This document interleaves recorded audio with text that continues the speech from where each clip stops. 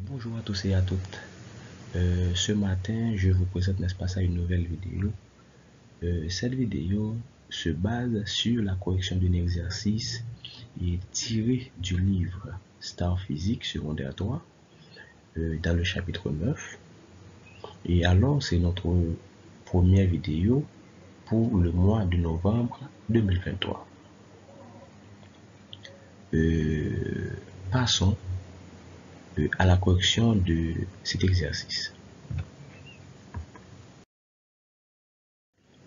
Donc, nous sommes jusqu'à présent dans le livre de Star Physique du secondaire 3, hein, NS3.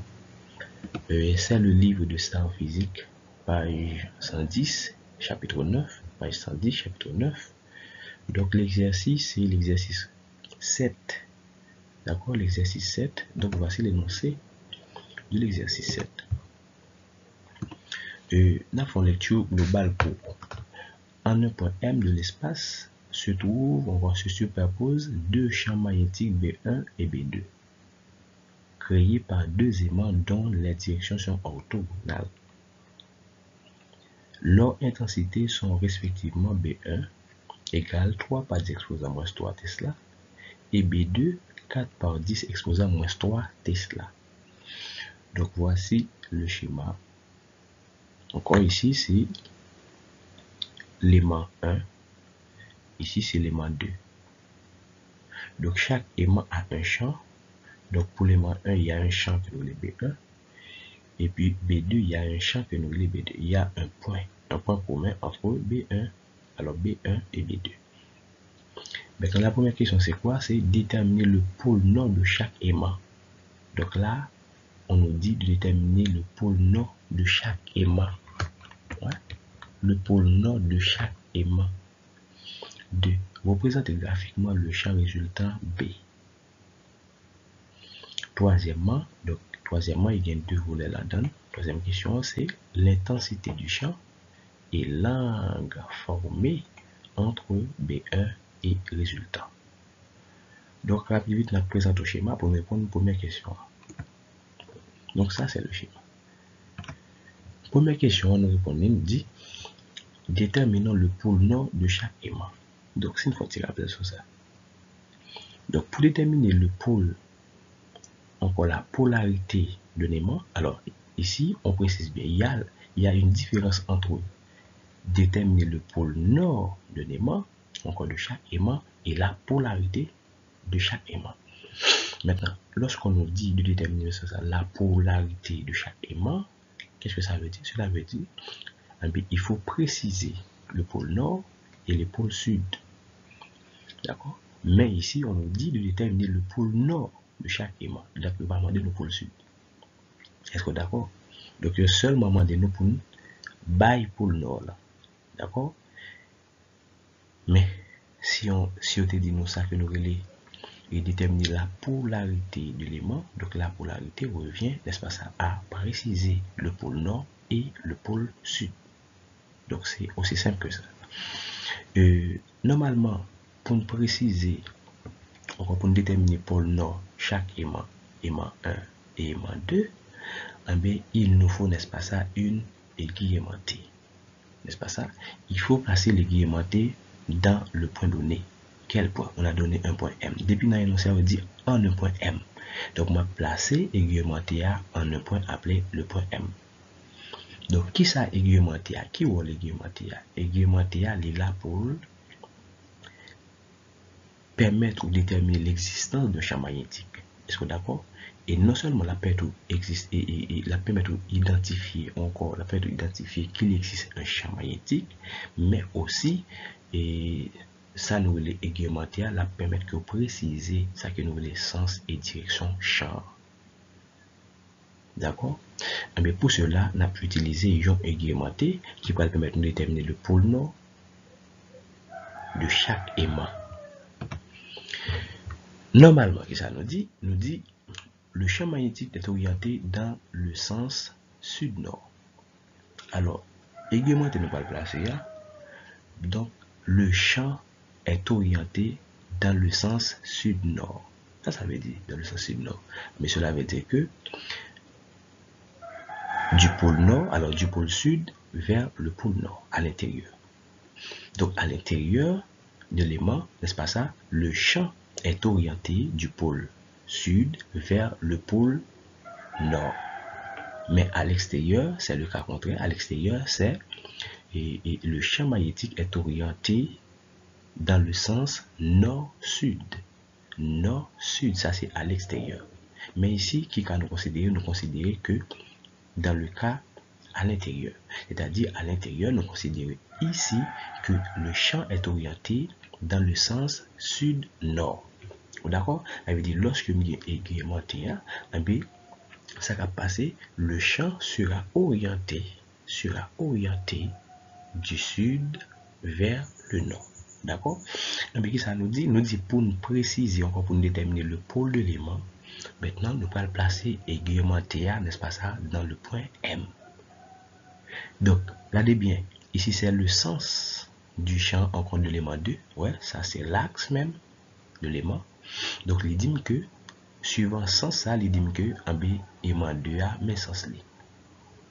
D'accord? C'est-à-dire, aimant 1 a mais sens li. D'accord? Donc, si je vais placer aiguillementé, regardez comment je vais placer aiguillementé suivant sens que je déjà gagné. D'accord? 1. Donc, ça c'est l'aiguillementé que nous avons présenté. Ok? Donc, conventionnellement, nous choisissons, n'est-ce pas ça, une couleur pour chaque pôle. Ici, c'est le pôle. Alors, nous prenons 1. Ici, c'est le pôle nord. Oui? Ici, c'est le pôle sud. Ici, c'est le pôle nord. Pourquoi ça est comme ça? Parce que nous dit bien, nous dit le champ appelé B1 est orienté du sud vers le nord. Ouais, lorsque je place aiguillementé à un point ça, donc la orienté du sud vers le nord à l'intérieur. Donc c'est parce que chez ma petit qui fait pas représenter nord là en dedans là ici avec sud là en dedans là. D'accord? Mais lorsque je me bail pour le nord là en dedans, il m'a ça va pas mettre là dedans. Ouais, mais sens je dis champ B1 gagné. Donc puisque sens lycée comme ça, c'est-à-dire il sorti du pôle nord vers alors du pôle sud vers le nord. D'accord? Du pôle sud vers le nord. Et bien, ça fait nous représenter aiguillementé de cette manière-là. Pour nous faire ça, pour nous donner pôle aimant, qu'est-ce qu'on fait? Il faut tenir compte de cette hypothèse. Hypothèse liée, il faut tenir compte de l'hypothèse d'attraction. Donc, nous considérons que deux aimants, l'un est capable d'attirer l'autre. D'accord? Donc, ça, c'est l'hypothèse même. Lorsqu'on vous demande de déterminer encore la polarité, encore le pôle de l'aimant. Donc, il faut tenir compte que chaque aimant est capable d'attirer l'autre. Donc, si chaque aimant est capable d'attirer l'autre, aiguillementé c'est sud vers le nord, ici, si on considère une capable d'attirer l'autre, c'est-à-dire, dans l'aimant, ça me gagne là, ça va passer. Si ça c'est nord, ça sud, c'est-à-dire le nord sera placé ici. C'est le nord. D'accord? Donc c'est nord là où tu demandé là. Si ça c'est nord dans aiguillementé, ici c'est sud. Je ne vais pas demander sud là. Donc c'est nord où tu demandé, nord là c'est ici. Oh, d'accord. Donc pour qui ça me dit sud là c'est ici? Parce que si je pour le nord là, moi je pour le sud là, chaque aimant n'a pas attirer l'autre. D'accord? Et ça fait nous parler de attraction. Est-ce que d'accord? Maintenant, on a passé dans le deuxième aimant. Deuxième aimant, donc je dis mais sens li gagné. Si sens li c'est ainsi, on va regarder comment nous pouvons le placer aiguillementé. Pas oublier aiguillementé même à chaque fois on place dans le point M, on va la gagner comme la orientée de la dans le sens sud-nord. Sud-nord. Pour présenter aiguillementé, mais aiguillementé.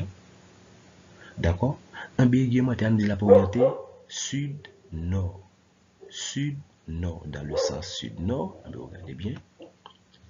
Sud là supposé derrière. Nord supposé ici. Donc voilà. Donc si sud là ici et puis nord là ici. Donc ça, c'est orientation de l'aiguille. D'accord? Maintenant, donc c'est à partir de ça que je suis capable de tout ça m'a fait là.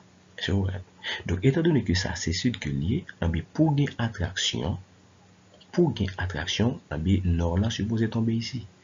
Si je prends sud avec nord, une a qu'à attirer l'autre. Est-ce que d'accord? Donc, comme il pas demandé pour sud, normalement sud là l'a tombé ici. Sud là l'a tombé ici. D'accord? Donc, c'est une déterminer la polarité de chaque aimant. Là, on mettre ni pôle nord, ni pôle sud. Est-ce que vous êtes d'accord? Aussi simple que ça. Donc, première question, les fini. Et on a passé dans la deuxième question. Et deuxième question, c'est que ça laisse représenter graphiquement le champ résultant B. Représenter graphiquement le champ résultant B, ça veut dire pour nous. Et puis ça veut dire, donc on a fait somme vectorielle de l'autre champ. Donc le champ résultant B correspond à la somme vectorielle des deux autres.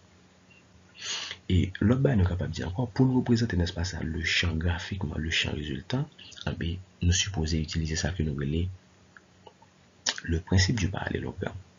Donc le principe du parallélogramme, qui ça le dit? Ici, ça c'est le sens de l'élément 2. Ici, c'est le sens de l'élément 1. Qu'est-ce qu'on fait? On peut utiliser, n'est-ce pas ça, des projections. Pour me former, n'est-ce pas ça, pour me former un parallélogramme. Et ça fait nous parler du principe du parallélogramme. Le principe du parallélogramme. Donc le principe du parallélogramme permet, n'est-ce pas ça, de faire des projections. Donc, pour dire ça encore, pour nous représenter, n'est-ce pas ça, le champ résultant B, il faut faire des projections. Donc cette projection, encore ces projections, c'est le principe du parallélogramme. Voici une première projection. Une première projection. Voici une deuxième projection. N'est-ce pas ça? Nous allons représenter, n'est-ce pas ça, le champ résultant B. On voici le champ résultant B. Aussi simple que ça. Donc, pour nous représenter graphiquement le champ résultant B, nous avons regardé sans chaque aimant. D'accord? Sans chaque aimant. Donc, à partir de ça, on va utiliser un principe que nous appelons le principe du parallélogramme. Donc, le principe du parallélogramme, là, il permet que je fasse des projections. Ouais? Des projections jusqu'à ce que je forme un parallélogramme. Est-ce que vous d'accord? Donc, mais ça veut dire le champ résultant B, c'est B1, le champ B1 plus le champ B2. Donc, question ça, elle est finie. Aussi simple que ça. Donc, représenter graphiquement le champ résultant B permet d'utiliser ça le principe du parallélogramme en faisant des projections. Troisième question, c'est qui ça lié?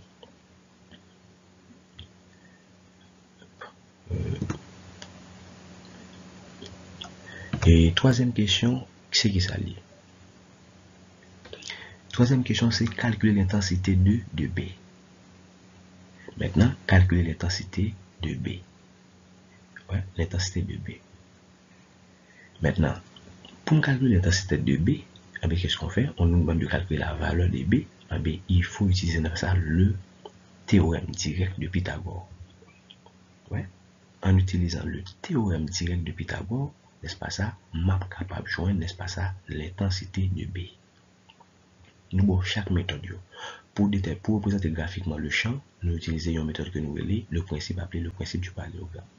Donc, pour déterminer, n'est-ce pas ça, l'intensité de B, il faut, n'est-ce pas ça, appliquer le théorème direct de Pythagore. On me dit bien le théorème direct de Pythagore. Qui ça théorème ça dit?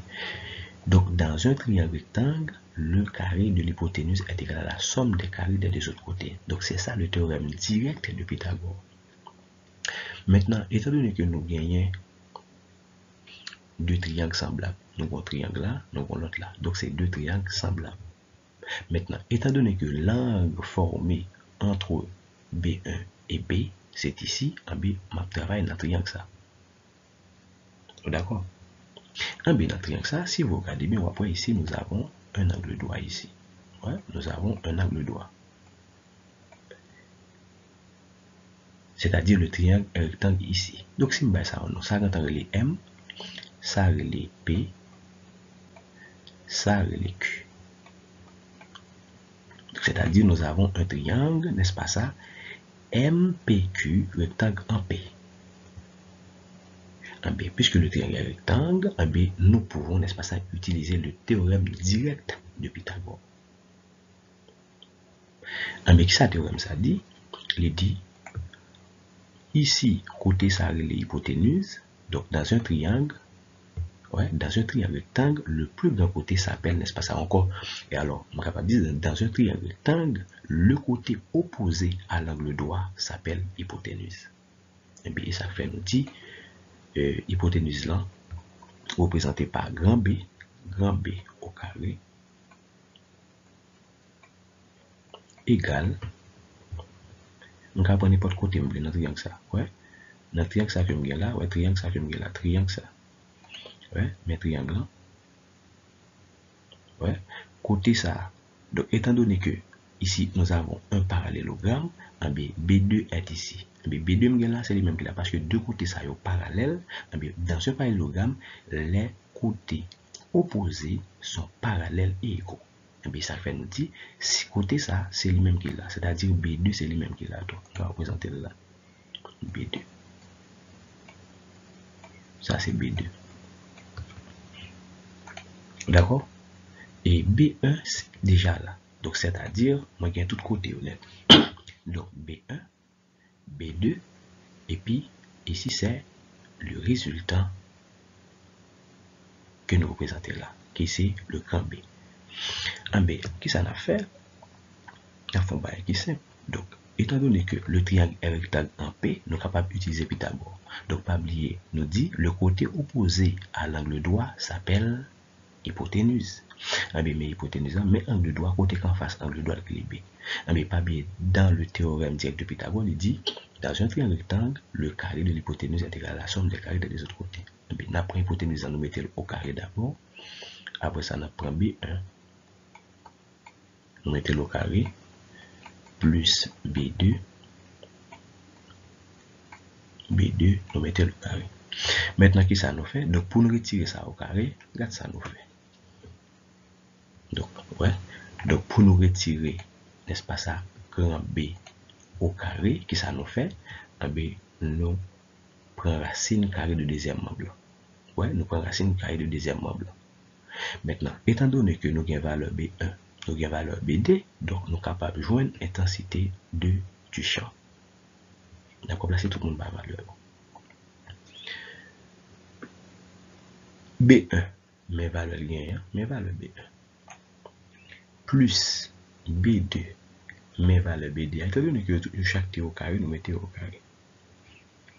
Donc, lorsque nous avons 3 au carré, qu'est-ce que ça veut dire? C'est 3. Ouais, 3 au carré veut dire c'est 3 fois 3. 10 exposé à moins 3 fois 10, ça baille 10 exposé à moins 6. Plus, on va mettre plus ça. 4 au carré, qu'est-ce que ça veut dire? 4 au carré veut dire 4 fois 4 divisé 16. Que multiplie, moins 3 fois 2, ça baille moins 6. D'accord? Pour nous finir, étant donné que exposant ça est au même, donc on est capable de faire addition. Donc l'addition est possible.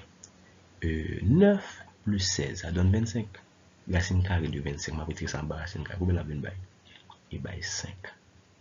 Ouais, 9 plus 16, il baille 25. Racine carrée de 25, il baille 5. Et puis, il dit, lorsque nous finissons faire addition, ça va conserver une exposant. Ouais. Pour l'addition, c'est ça. Je fais un travail avec ça, et puis ça me conserve une exposant. Et c'est 10 exposant moins 6. Donc, pour nous retirer 10 exposant moins 6 là en bas racine, il faut diviser par 2. Et bien, ça donne exactement moins 3. Donc, l'unité du champ même, donc c'est Tesla. Donc, nous joignons 5 par 10 exposé à moins 3, Tesla. Donc, ça, c'est le résultat final. D'accord? Nous tournons la troisième question. Nous allons répondre à une volet. Maintenant, nous allons répondre avec le deuxième volet. Donc, deuxième volet, c'est qui ça? C'est déterminer langue alpha. Ouais, je vais faire ça là pour m'éviter et gérer l'espace, d'accord? Je vais demander pour me déterminer langue alpha. Que désigne langue alpha? Langue alpha, c'est langue formée entre B1, ouais, mais anglais, qui formée entre B1 et résultat. Et ça, ok là. Donc, quitte moi dit B1, langue B1 et B. Donc, quitte moi dit alpha, donc c'est la même chose. Parce que l'alpha, c'est langue formée entre B1 et B. Ouais, si vous regardez bien pour alpha là. Donc, ça, on dit non, c'est les mêmes moi schématisé là. D'accord? Si je te dis langue alpha, elle était formée entre B2 et B, on va mettre là. Est-ce que vous d'accord? Donc, ça, on dit c'est les mêmes que nous représenter. Donc, et ça fait nous représenter ça comme ça. Maintenant, on a la valeur de B et on a la valeur de B1. Donc, quelle est la valeur de B1? C'est 3 par 10 exposant moins 3 Tesla. Donc, si je valeur B, je valeur B1, donc il est facile pour moi. Et, pour l'autre, je suis capable de faire encore, moi j'ai valeur B2, moi j'ai valeur B1. Pour l'autre, je vais faire plus simple encore. Maintenant, donc selon un qui formé là, que nous voulons alpha, en B, que représente B2? B2, c'est langue, ouais, c'est le côté en face de langue, nous voulons le côté opposé. Et B1, B1 représente n'est-ce pas ça, le côté adjacent. Bien, si je côté opposé, je côté adjacent, donc je suis capable d'utiliser tangente de langue. Maintenant, moi j'ai valeur pour B2, moi j'ai valeur pour B1. Et je vais utiliser tangente de préférence. Donc, tangente en ça, c'est côté opposé qui est représenté par B2 divisé par côté adjacent représenté par B1. Donc, tangente de langue même, c'est côté opposé divisé par côté adjacent. Donc, côté opposé, c'est côté qu'en face angle. Alors, c'est B2. Mais côté collé avec angle, il est le côté adjacent. Tant ici. Donc, nous connaissons ça, c'est l'hypoténuse. Maintenant, nous allons tout le monde ça honnête. Donc, tangente alpha égale avec B2. B2, c'est 4 par 10 exposé à moins 3. B1. B1, c'est 3 par 10 exposé à moins 3. Mes amis, regardez bien. Donc, moi, je viens de 10 exposé à moins 3 en haut, en bas, et aller. Donc, qui ça m'a prêté? M'a prêté 4 divisé par 3. Donc, lorsque je fais 4 divisé par 3, qu'est-ce que ça donne? Ça donne 1.33. D'accord? Ça donne 1.33. Mais nous, qui ça nous voulait? Nous voulons alpha. Maintenant, pour trouver alpha, qu'est-ce qu'on fait? Pour trouver alpha, qu'est-ce qu'on fait? Hein? Pour trouver alpha, qu'est-ce qu'on fait? Donc, nous prenons tangente moins 1 de valeur. Ou bien tangente de valeur. Côté même tangente moins 1. Donc, pour le monde qui ne pas connaît, donc parce que nous on a fait élève là, donc alpha, ouais, pour trouver alpha, parce que c'est ça dépend de pour nous alpha. Donc, alpha, c'est l'angle formé entre B1 et B. Donc, pour trouver alpha, qu'est-ce qu'on fait? Nous dit, nous parlons de la calculatrice, nous, on a pesé deuxième fonction. Si bouton jaune, ouais, dans la calculatrice là. Deuxième fonction. Après, ça, on pèse tangente, ou après, elle paraît tangente moins 1. Après ça, on met valeur là qui c'est 1.33. Ou alors, on fait peser tout bas ça, mais ça doit joindre. Ou supposé joindre, on va 53,0 quelque chose. Alors moi-même, dans le livre Star Physique là, donc résultat final, après me faire correction exercice là, résultat final que je choisis, c'est 53 degrés. Donc soit dans le livre Star Physique là, dans page 110, qui c'est exercice numéro 7, dans le livre là, on trouve tout résultat. Et étant donné que on trouve tout résultat, on va le résultat ça, 53 degrés. Donc ça, c'est le résultat final. D'accord? Et si vous allez dans le livre physique là, on va jouer un exercice à Jean dans page 110, mais si vous allez dans le chapitre 9, dans le livre physique là, on va jouer tout résultat ça. 1. On va jouer une représentation graphique là, Jean le 2. On va voir comment nous représenter pôle nord dans chaque aimant. Et 3. On va voir comment nous joindre l'intensité du champ. Donc là, nous ne pas des marches parce que ça, c'est pas le livre du maître. Ouais, et pas le livre du maître. Donc nous juste le résultat final là qui c'est 5 par 10 exposé à moins 3. Et puis, on va nous écrire 53 degrés. Mais ici, c'est des marches.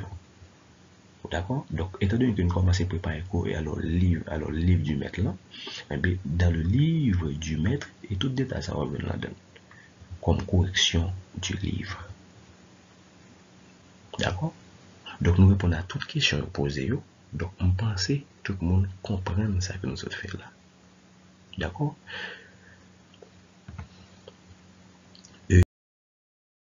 Pour tout le monde qui t'a intéressé avec et livre ça, qui c'est livre secondaire 3, et là, nous ce travail là, donc, au capable d'écrire nous sur 44 62 09 98.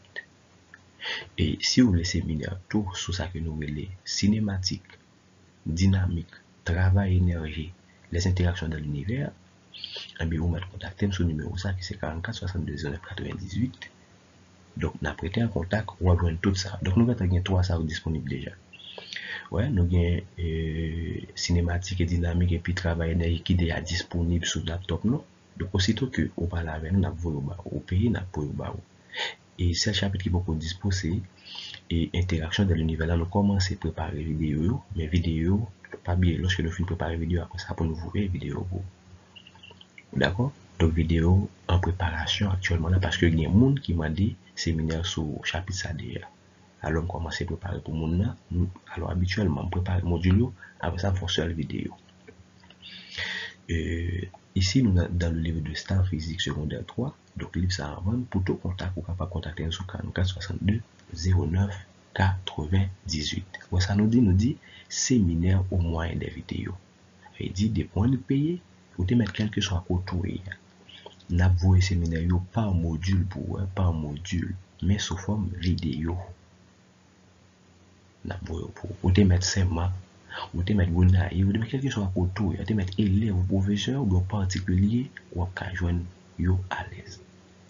Seulement le livre là, ou pas qu'à joindre par vidéo, encore sous format PDF. Parce que on livre est un livre. On arrive à la fin de cette vidéo. Je vous dis à très bientôt pour une nouvelle vidéo. Ciao, ciao.